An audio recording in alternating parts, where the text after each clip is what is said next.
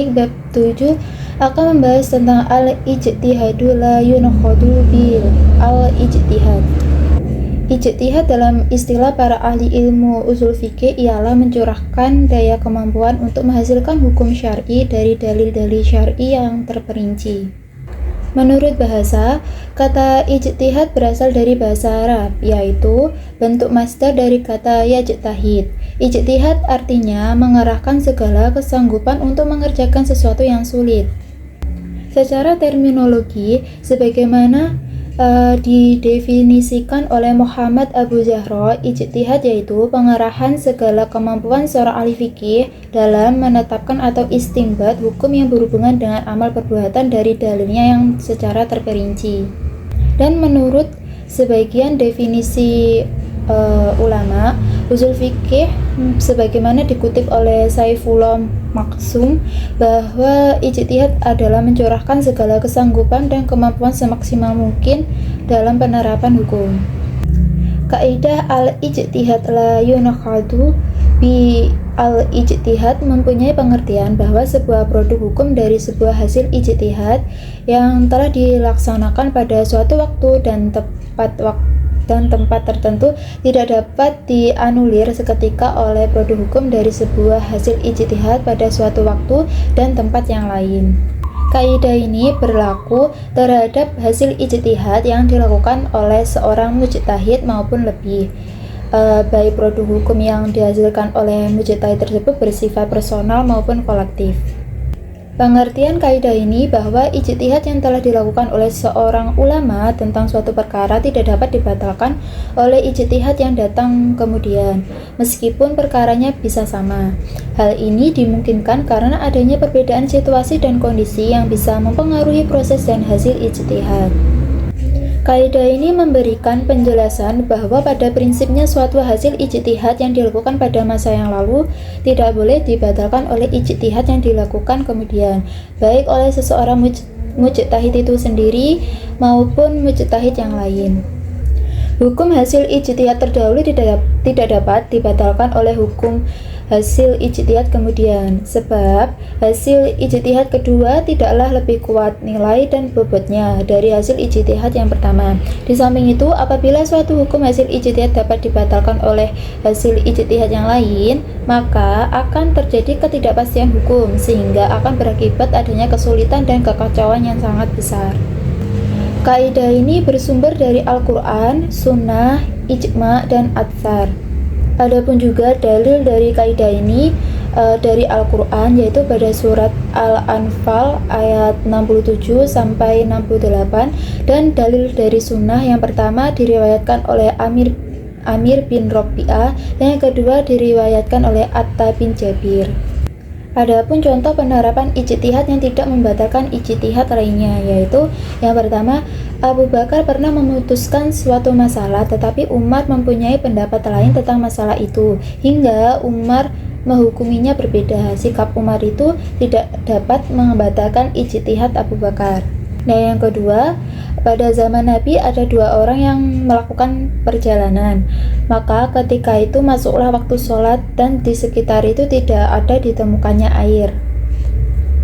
Adapun juga contoh dalam kehidupan sehari-hari, yaitu apabila seseorang sholat dengan menghadap suatu arah yang dianggap kiblat, kemudian pada waktu masuk sholat berikutnya berubah anggapannya tentang kiblat, maka dia harus menghadapi arah yang dianggapnya kiblat dan tidak wajib mengqadha sholatnya yang pertama. Selanjutnya bab 8 akan membahas tentang iza ijtama'a al-halalu wal haramu ghuliba al-haramu. Iza ijtama'a al-halalu wal haramu ghuliba al-haramu, atau jika halal dan haram berkumpul, maka yang diprioritaskan adalah yang haram. Maksudnya ialah jika dalam satu kasus ditemukan pengumuman antara halal dan haram, maka yang harus diutamakan adalah yang haram, sekalipun dalam realitas hidup bermasyarakat bercampurnya kedua hal tersebut sulit untuk dihindari, baik dalam konstruksi, peribadatan maupun bertransaksi. Oleh sebab itu, jika dalam satu objek terdapat dua hukum, yaitu halal dan haram, maka yang harus dihindari terlebih dahulu adalah yang haram. agar tidak terjerumus pada kesesatan dan dosa, sebab unsur haram pasti lebih dominan pada saat terjadi percampuran. Hukum haram selalu menjadi unsur yang lebih dimenangkan daripada yang halal.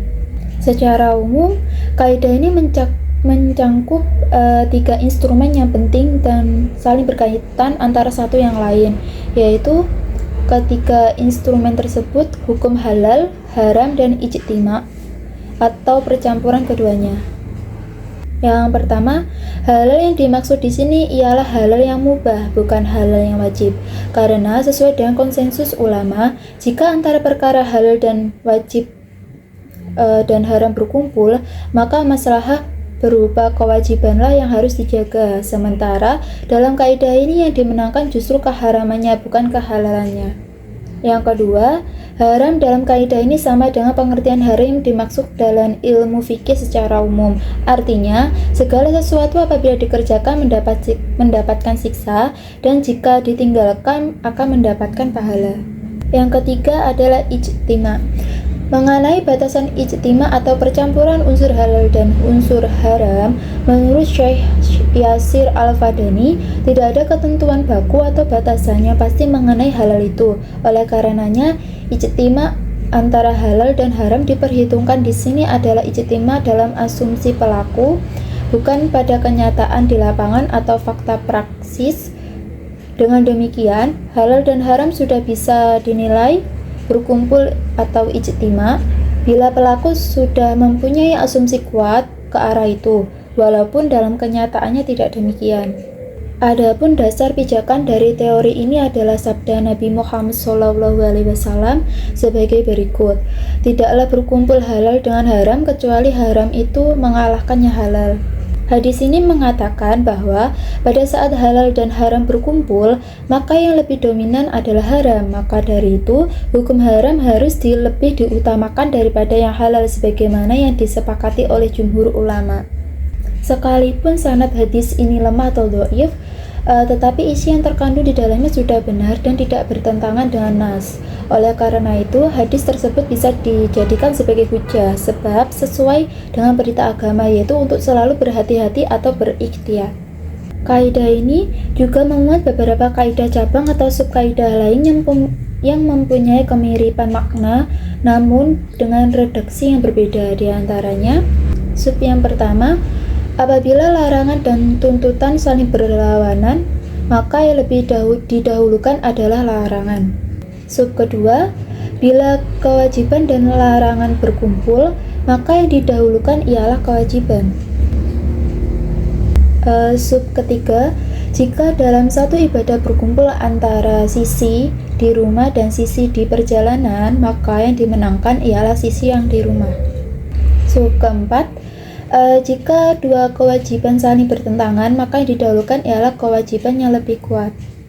Sub kelima, apabila terjadi pertentangan antara kewajiban dan kesunahan sementara waktunya sempit, maka kesunahan harus ditinggalkan. Dan yang terakhir, keenam, pertentangan antara perbuatan yang disunahkan dan yang dicegah. Bab 9 akan membahas tentang al-itsaru bil khurabi makruhun.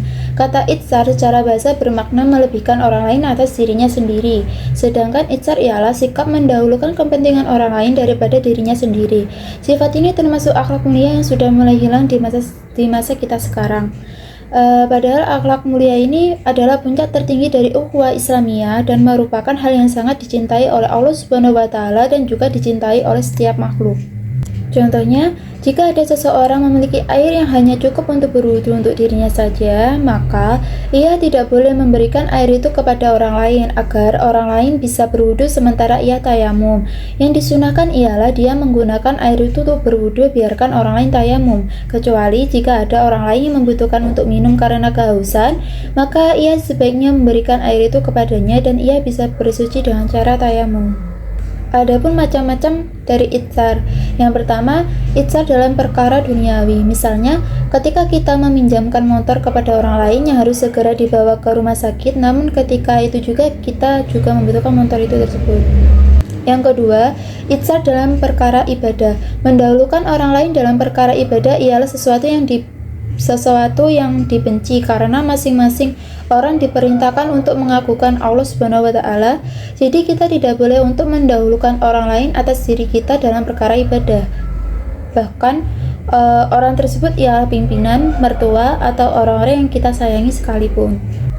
Adapun juga tingkatan dari itsar ya. Tingkatan pertama yaitu menempatkan orang lain seperti seorang pembantu, yaitu kita berikan apa-apa yang tersisa dari kita. Tingkatan kedua yaitu menempatkan orang lain seperti dirinya sendiri, yaitu dengan memberikan kepadanya seperti yang ia berikan kepada dirinya. Dan tingkatan ketiga yaitu menempatkan orang lain atas dirinya, yaitu dengan memberikan kepada orang lain lebih dari yang biasa ia berikan kepada diri sendiri. Adapun juga pengaruh dari praktik itsar, yaitu mendapatkan keberkahan dan balasan yang lebih baik dari Allah, menyembuhkan penyakit hati, dan mendapatkan kebahagiaan dan ketenangan batin. Adapun juga keutamaan dari itsar, yaitu yang pertama akan dicintai oleh Allah Subhanahu wa taala, yang kedua akan dicintai oleh manusia, yang ketiga akan dimudahkan segala urusannya di dunia dan dilepaskan dari kesusahannya di akhirat, dan yang keempat akan tumbuh ikatan ukhuwah yang erat dan kuat antar sesama muslim. Selanjutnya bab 10 akan membahas tentang tasyaraful imam ala ra'iyah manutun bimaslahah.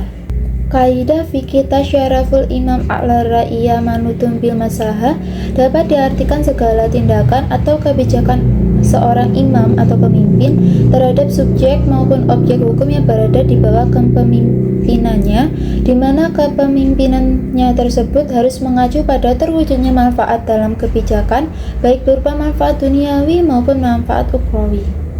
Seorang pemimpin adalah orang yang sekaligus menguasai agama, sekaligus juga mengetahui tentang pengaturan dan tata kelola yang menguasai agama masalah kehidupan di dunia.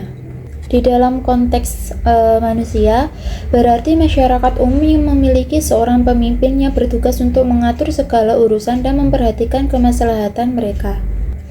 Abdul Al-Karim Zaidan berkata, rakyat adalah mereka yang berada di bawah orang-orang yang diberikan kekuasaan oleh syara untuk memelihara dan melindungi mereka, sehingga termasuk ke dalam makna al-ra'i adalah penguasa dan hakim serta seluruh pemimpin dalam segala amal dan pekerjaan dan setiap orang yang memiliki kekuasaan terhadap orang lain. Kata tasyaruf dalam bahasa Arab terbentuk dari kata syaruf yang berarti memalingkan. Di samping itu, kata ini juga memiliki makna lain seperti menukar, bertindak, bekerja, dan lain-lain. Sementara, kata imami yang berarti pemimpin harus diikuti atau bisa juga diartikan sebagai panutan. Para ulama banyak berbicara tentang imamah ketika membahas masalah kepemimpinan dan masalah yang terkait dengannya, bahwa kepemimpinan itu merupakan tugas atau amanah bagi seorang pemimpin. Hal itu tentu saja sangat bisa dimaklumi, mengingat seorang imam hanyalah aktor utama dari tugas imamah yang tersebut. Di antara definisi imamah adalah apa yang disebutkan oleh Ibnu Khaldun, yang mengatakan bahwa imamah adalah pengganti peran dari pemilik syariat dalam menjaga agama dan dunia. Definisi lain sebagaimana dijelaskan oleh Al-Hilli, Al-Ashbahani, dan Al-Hausshaji di antara lain ialah: yang pertama, seorang pemimpin adalah figur umum yang akan diikuti dan menjadi panutan bagi orang-orang yang berada di bawah kepemimpinannya. Yang kedua, ketika seorang pemimpin adalah panutan, maka ia harus bisa memberikan contoh terbaik dalam menjalankan perintah maupun meninggalkan larangan. Dan yang ketiga, seorang pemimpin ialah orang yang menguasai agama sekaligus mengetahui tentang peraturan dan tata kelola masalah kehidupan dunia. Abdul Al-Karim Zaidan menekankan ada 3 hal pokok yang harus dilakukan oleh seorang pemimpin. Yang pertama, melayani orang-orang yang berada di bawah kepemimpinannya. Yang kedua, menegakkan keadilan. Dan yang ketiga, merealisasikan kemaslahatan untuk manusia. Sumber dari kaidah ini ialah berasal dari fatwa Imam Asy-Syafi'i, yaitu kedudukan imam terhadap rakyat adalah seperti kedudukan wali terhadap anak yatim. Prinsip kemaslahatan kemaslahatan harus ada dalam sebuah produk perundang-undangan yang dirumuskan oleh pemerintahan. Oleh karena kemaslahatan manusia merupakan hak asasi yang harus diwujudkan dalam kehidupan setiap masyarakat. Prinsip kemaslahatan ini dapat ditemukan di dalam Al-Quran maupun dalam sejarah Islam. Sebagai sebuah teori hukum Islam, maka kaidah ini senantiasa memperhatikan berbagai kemaslahatan masyarakat. Jika kemaslahatan itu bertentangan dengan satu dengan yang lain, maka didahulukan kemaslahatan umum daripada kemaslahatan yang pribadi, dan diharuskan menolak kemudaratan yang lebih besar dengan jalan meninggalkan dan melaksanakan yang lebih sedikit mudaratnya. Mewujudkan kemaslahatan manusia adalah tujuan utama yang terkandung dalam kaidah ini. Setidaknya ada dua hal yang menjadi inti dari kemaslahatan yang terkandung dalam kaidah ini, yaitu pencapaian dalam menarik kemanfaatan dan mencegah kemudaratan. Selanjutnya bab 11 akan membahas tentang al-khuruju minal khilafil mustahabun. Secara bahasa, kaidah al-khuruj min al-khilafi terdiri dari dua kata, yaitu al-khuruj dan al-khilaf. Kata al-khuruj bermakna keluar atau lawan dari kata masuk. Sedangkan al-khilaf bermakna jalan yang ditempuh oleh seseorang berbeda dengan lainnya, atau bisa dibilang itu perbedaan. Khilaf dapat mengambil bentuk khilaf tanawu, adalah perbedaan-perbedaan yang tidak saling mengingkari. Para ulama menyatakan beberapa istilah yang sama untuk al-khuruj min al-khilaf, seperti mura'at al-khilaf atau menjaga perbedaan, dan karahat al-khilaf atau tidak menyukai perbedaan dengan maksud yang sama. Tetapi dibanding karahat al-khilaf, istilah mura'at al-khilaf lebih terkenal penggunaannya sebagaimana al-khuruju min al-khilaf. Dasar dalil perumusan kaidah ini berdasarkan dalil-dalil syar'i. Dalil syar'i yang digunakan ulama untuk merumuskan kaidah ini berdasarkan dalil Al-Quran atau surah Al-Hujurat ayat 11 dan hadis Al-Nu'man Ibnu Bashir.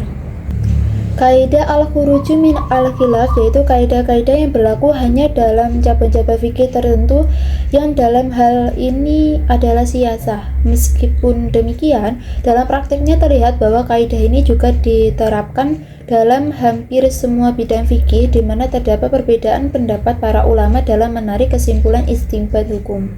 Adapun syarat penerapan kaidah dalam menerapkan kaidah al-khuruj min al-khilaf, ulama memberi beberapa syarat, diantaranya yang pertama, dalam menerapkan kaidah maka tidak boleh terjebak pada khilaf tersebut. Sebagai contoh, dalam pelaksanaan sholat witir pada mazhab Hanafi yang dikerjakan langsung satu salam tanpa dibagi menjadi dua salam, maka hal ini seseorang tidak boleh terjebak dan meninggalkan amal tersebut karena suatu perbedaan. Selanjutnya yang kedua, tidak boleh menyalahi sunnah yang jelas dan kuat. Mengangkat tangan dalam sholat adalah sunnah. Karena itu tidak harus menjaga perbedaan pendapat orang-orang yang menyatakan bahwa hal itu batal sebagaimana yang dinyatakan oleh sebagian orang kelompok Hanafi. Selanjutnya yang ketiga, dalil yang digunakan oleh mujtahid adalah dalil yang kuat. Bila dalil seorang mujtahid itu lemah, maka tidak perlu menjadi pertimbangan. Contohnya, puasa dalam perjalanan bagi orang yang kuat adalah lebih utama, karena itu tidak dipertimbangkan pendapat Daud al-Zahiri yang menyatakan bahwa puasa tersebut tidak sah. Yang keempat, tidak berpotensi merusak ijma' ulama. Sebagai contoh, apa yang diriwayatkan dari Ibnu Suraid, salah satu dari ulama Syafi'iyah yang menyatakan bahwa ia membasuh telinga beserta wajah dan menyapunya bersama wajah, dan juga memisahkan kedua dalam membasuhnya sebagai pertimbangan terhadap pendapat yang bahwa kedua telinga tersebut adalah bagian dari wajah, atau pendapat yang menyatakan bahwa keduanya bagian dari kepala. Hal ini terjebak ke dalam pertentangan dengan ijma' di mana tidak ada seorang pun yang menyatakannya. Ada kemungkinan untuk menggabungkan di antara pendapat-pendapat yang berbeda tersebut, karena peluang untuk menggabungkan pendapat para mujtahid tersebut adalah jalan keluar untuk menghindari perbedaan pendapat. Dan yang terakhir, penerapan kaidah al-khuruju min al-khilaf tidak berpotensi untuk melarang sebuah ibadah yang telah disyariatkan. Bila mengarah kepada pelarangan sebuah ibadah yang telah disyariatkan, maka penerapan kaidah al-khuruj min al-khilaf tidak bisa dilakukan. Selanjutnya, bab 12 akan membahas tentang al-muta'addi afdhalu minal khosiri. Al-muta'addi afdhalu minal khosiri artinya perbuatan yang mencangkup kepentingan orang lain lebih utama daripada yang hanya terbatas untuk kepentingan sendiri. Suatu perbuatan yang dapat menghasilkan kemanfaatan yang hanya mencangkup kepada orang lain lebih utama daripada perbuatan yang manfaatnya hanya dapat dirasakan oleh dirinya sendiri. Berdasarkan kaidah ini, maka Abu Ishaq, Imam Haramain dan ayahnya berpendapat bahwa bagi yang melakukan fardu kifayah mempunyai kelebihan daripada melakukan fardu ain, karena dengan melakukan fardu kifayah tersebut berarti menghilangkan kesukaran yang ada pada umat. Sedangkan menurut Imam Syafi'i, mencari ilmu itu lebih utama daripada sholat sunnah, karena mencari ilmu akan bermanfaat kepada banyak orang, sedangkan sholat sunnah itu manfaatnya untuk diri sendiri. Dan menurut Syekh Izzuddin, kaidah ini tidak mutlak. Ada kalanya yang hanya untuk diri sendiri tetapi lebih utama, yaitu iman.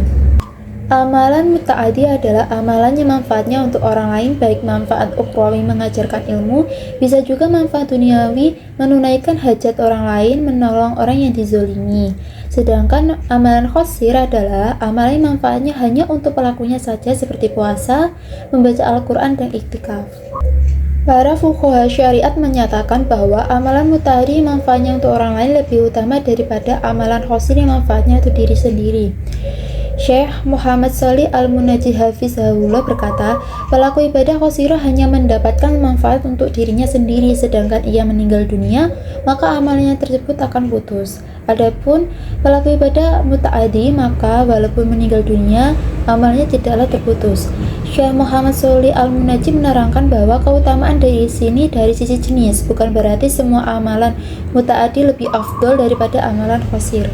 Salat, puasa, dan haji termasuk dalam ibadah qasirah atau dalam hukum asalnya. Namun ibadah ini termasuk dalam rukun Islam dan merupakan amalan Islam yang paling penting. Dasar-dasar dari kaidah al-muta'addi afdalu minal qasiri, Nabi Muhammad SAW bersabda, keutamaan ilmu lebih aku sukai daripada keutamaan ibadah, dan sebaik-baiknya agama kalian adalah bersikap parah. Hadis riwayat Al-Hakim Al-Bazar Al-Tayalisi dari Huzaifah bin Yaman radhiyallahu anhu. Penerapan kaidah al-muta'addi afdhalu minal qasiri dalam contoh sehari-hari ialah mengajarkan Al-Quran kepada masyarakat lebih diutamakan daripada membaca Al-Quran sendiri, karena hal ini akan memberikan manfaat secara umum dan meningkatkan eksistensi agama. Yang kedua, berdakwah di suatu lembaga atau majelis lebih umum diutamakan daripada harus mengajarkan Islam secara personal, karena hal itu akan menimbulkan adanya fitnah. Dan terakhir, menghubungkan tali silaturahmi kepada saudara atau kerabat. Adapun juga pengecualian kaidah al-muta'addi afdalu minal qasiri sebagai berikut. Yang pertama, keadaan darurat. Dalam situasi darurat atau bencana, tindakan yang terbatas pada satu kelompok kecil orang dapat dianggap lebih penting daripada tindakan yang menguntungkan banyak orang. Yang kedua, keadilan. Dalam situasi di mana ada ketidakadilan yang harus diperbaiki, tindakan yang terbatas pada satu kelompok kecil orang dapat dianggap lebih penting daripada tindakan yang memberi manfaat pada lebih banyak orang.